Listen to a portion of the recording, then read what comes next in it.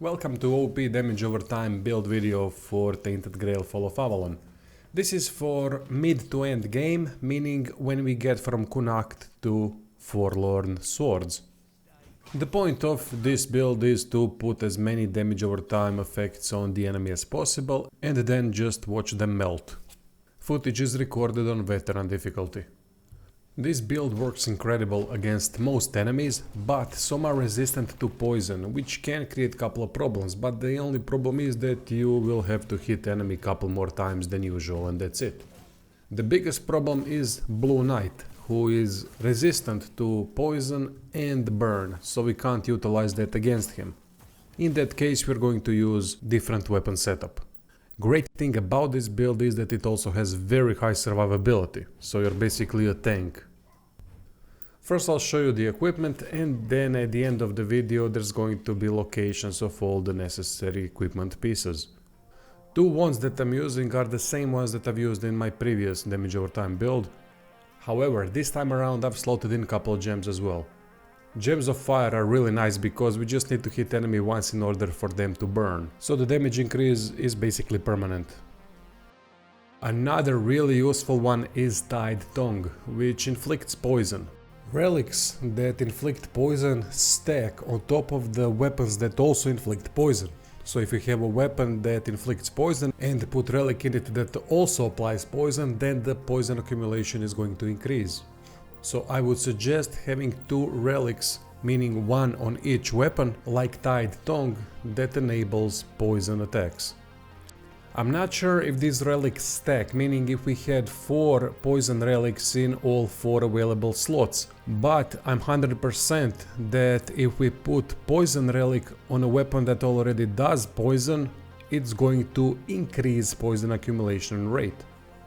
So it would be ideal to have Tied Tongue on both weapons or any other relic if there is such a thing that inflicts poison. Unfortunately, I've only found one Tied Tongue so far and I have no clue where I found it, so if you know that, please post in comment section. It would be ideal to find one more relic that inflicts poison, because if I had one more it would be the perfect build, since I would be able most likely to poison anything with 1 or 2 hits, even the poison resistant enemies.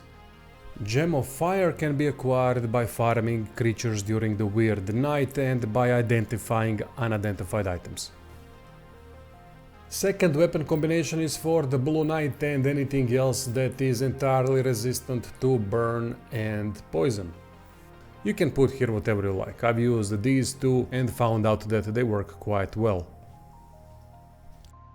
Perfect armor for this setup is the Perceval armor. We're going to use that mana shield option and also increase melee damage by a lot.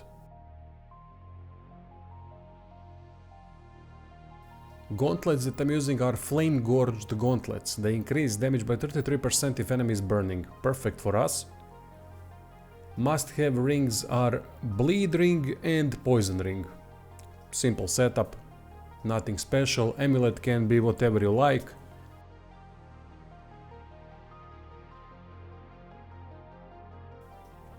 Cape also can be whatever you like, but I did went with Flaming Cape, which sets enemies on fire, meaning it accumulates burn buildup.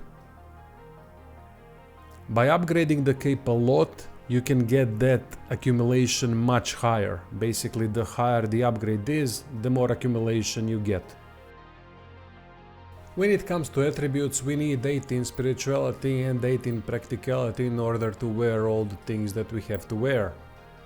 Other than that, definitely focus on strength and endurance, because that's gonna also help getting armor to at least medium or maybe even light. You can get this armor to light.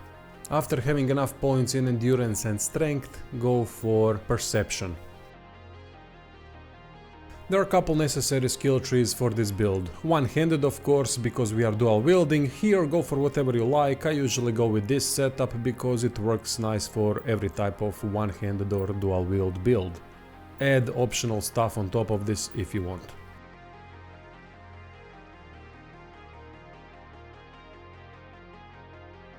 From the endurance tree I went with couple stamina and health upgrades. Why not? We need more stamina to move around if we want to watch enemies burn or get poisoned to death or whatever. And more health just increases survivability. We really don't need many offensive skill trees except for the status skill tree, so there's plenty of points to put around wherever you want it. This is of course all optional, but it helps. For this type of a build I've also went with couple movement upgrades, but it's also optional.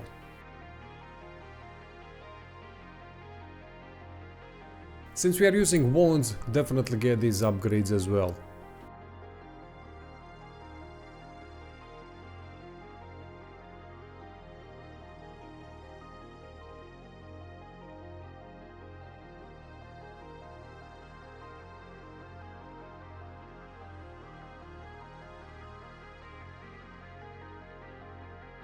Must-have upgrades are mana battery and the one below that increases health based on maximum mana. We need mana in order to utilize the mana shield, which makes us really tanky. Necrotic empowerment and other upgrades are optional. The first two upgrades on the screen are necessary. Most important skill tree of course is the status skill tree under the practicality tab. Get all of it.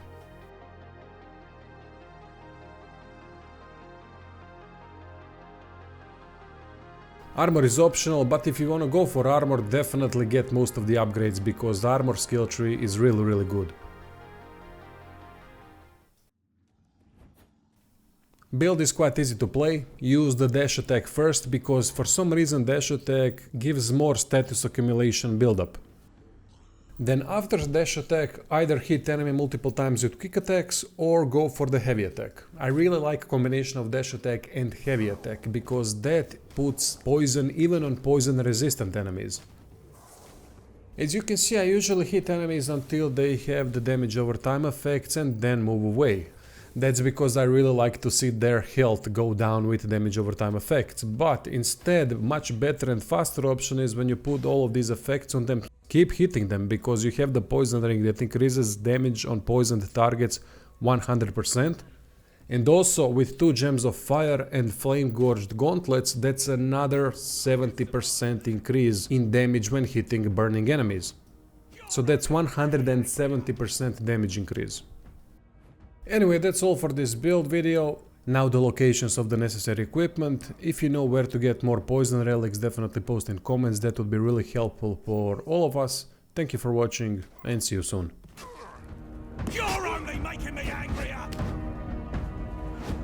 You made a big mistake! This is how it's done.